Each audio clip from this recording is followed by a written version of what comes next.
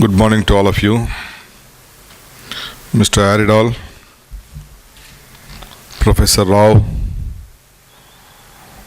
all the delegates who have been participating on this very important workshop which has been held at Banglore. On behalf of Government of Karnataka,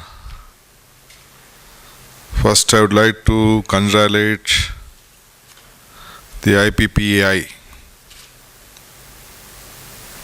for doing this great job or seminar on this proposed amendments which has been introduced in the Parliament.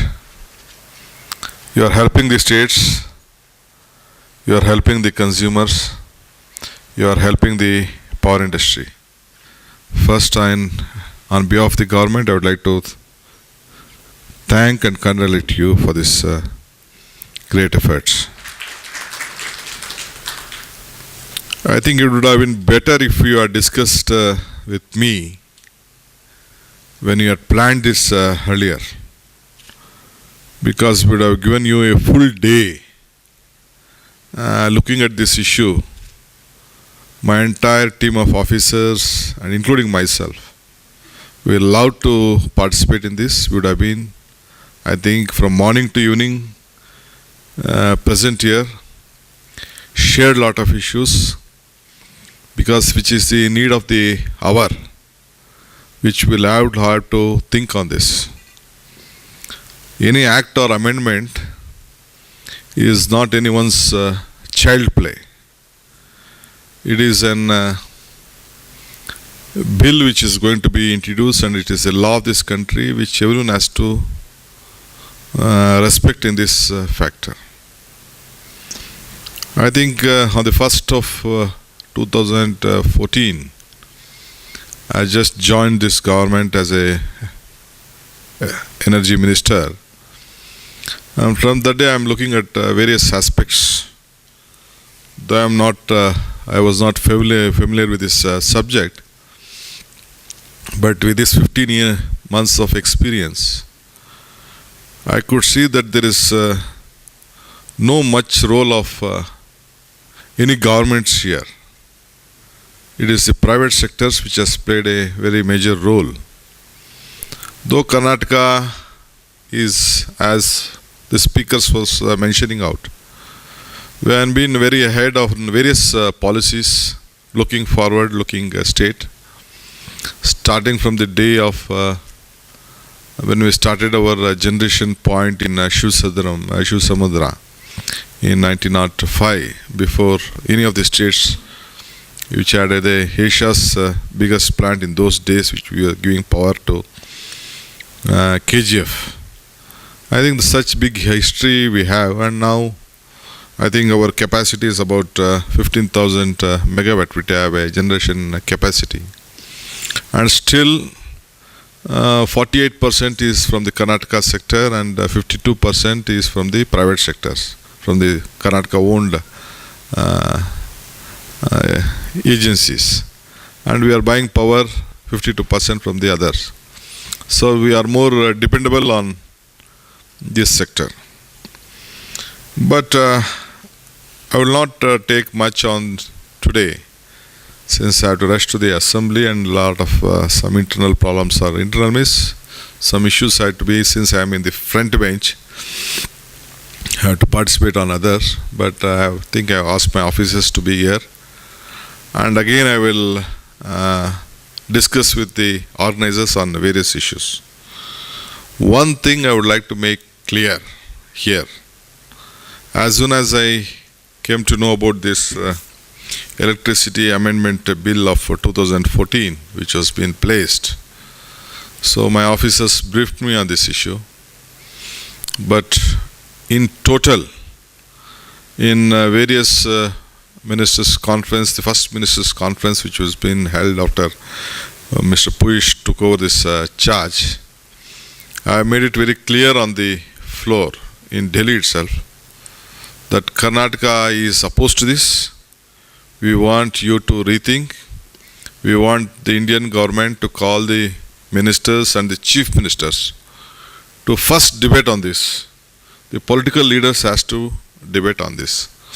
This is not an internal house, or I don't know on this amendment who is being benefited, for whom, what will be the outcome on this is a big question which has been asked by various stakeholders, because it is a cherry pick. I think we call it as a cherry pick. I think on this, whatever the issues which has been raised in this amendment, so on distribution, transmission and privatization, whatever has been proposed here, I think no one will come to Kanakpura or Abzalpur or go to Bidar and take up this responsibility. Everyone wanted to do in Banglore or Mysore, where you flow of cash is very much there, when you have a very good consumer.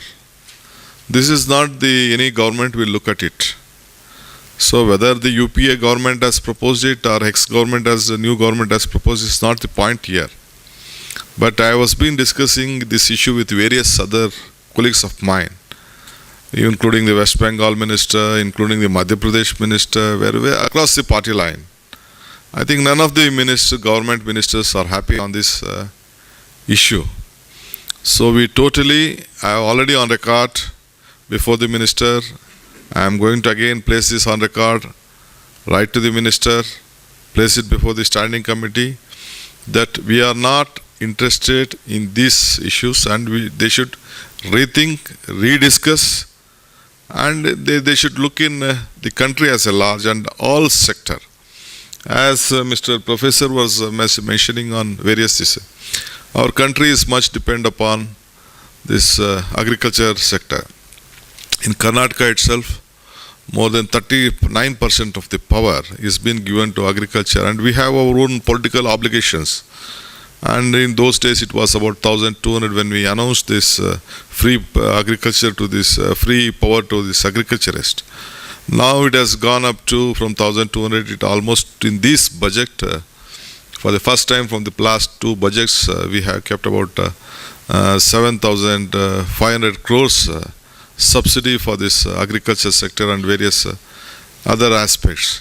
This is not a small amount, and the ESCOMs has to pay to the power corporation more than the old dues, about 13,000 crores.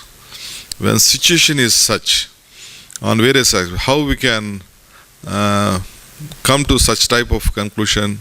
Who will pay? Earlier, I think in Krishna's government, we wanted to look on distribution and water.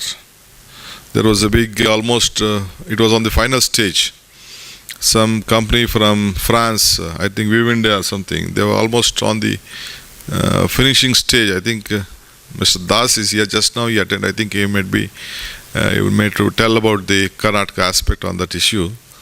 Anyway, we had a big hue and cry in the assembly, and we had to go back. Though we might have a different type of thinking ourselves in the political circle, but at a larger, the media plays a very major role, the judiciary plays a major role, and on the administration angle, we have to look at all sections of the society. So our own personal issues can't be forced to bring any amendment or rules or regulations.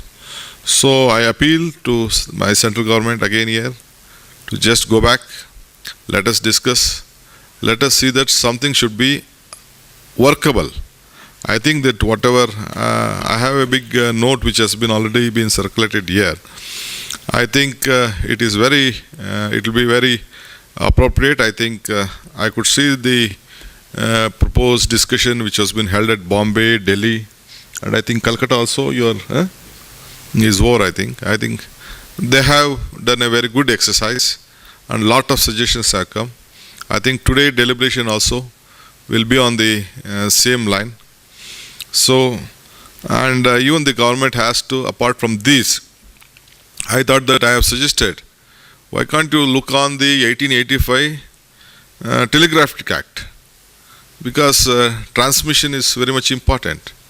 The flow of power is very much important. Though one line nation, one grid, I think, was been announced. Still, we have to take it very forward. There are a lot of issues on transmission. Those days, the farmers or the landowners used to permit. Now the situation is different. Every company has, when you are looking on business venture on every company, and when any small power producer or power distributor has been looked upon, every farmer or a landowner they looks at his own personal angle. He is not ready to sacrifice his own personal property for the sake of others. The days have gone. So we have to look at starting from the 1885 Telegraphic Act, and from that to till today. Good. As far as the distribution companies are concerned, we have farmed. There are a lot of regulators have been come. Judiciary has taken a very active role. Regulators have taken a very active role. And again, there are various lobbies working out in and out. And apart from that, whatever the lobbies, whatever the regulators may decide, ultimately in the political circle, there will be a lot of hue and cry, lot of scandals, lot of issues. Even if you want to do something good, again, lot of things. We could see even a Prime Minister again being summoned here. Whether the former Prime Minister have been involved in the coal, whether he has been responsible or not. But again, he has tried to do something for the country, but again, who has to face this? So all these issues will be again has to be looked forward. You can't protect here. And here Karnataka, we don't have any big source on, we don't have any coal here. We have to depend upon other states. There are a lot of problems. In the past 1 year after the Supreme Court judgment, 7-8 months, the entire country is boiling on this power sector. So looking at all these aspects, the country has to look upon and give a very serious thought, and from not only on this entire power sector, either it be renewable, other hydro or any other thermal, the rates, the national issues, the international issues, on the climate change, on the green power, whatever you may call. I think some saturation level may reach, I think, next 2-3 years, in the next 4-5 years. But looking at all this, and the consumer at large, because almost on industrial sector, the industrial sector is also bleeding. I think is not able to buy power, produce power with his various act. Almost 50-53% he is paying the government through various forms of taxes. So he's finding very difficult. Even on either be any part of tax. I don't want to discuss much on this. Though in this power sector a small benefit has been there on various other aspects, but still we have to keep the industry strong. The bank should be strong. All the financial institutions which have been supporting this have been bleeding now, and they are facing a lot of problem. So I think there should be a very major discussion on all this issue.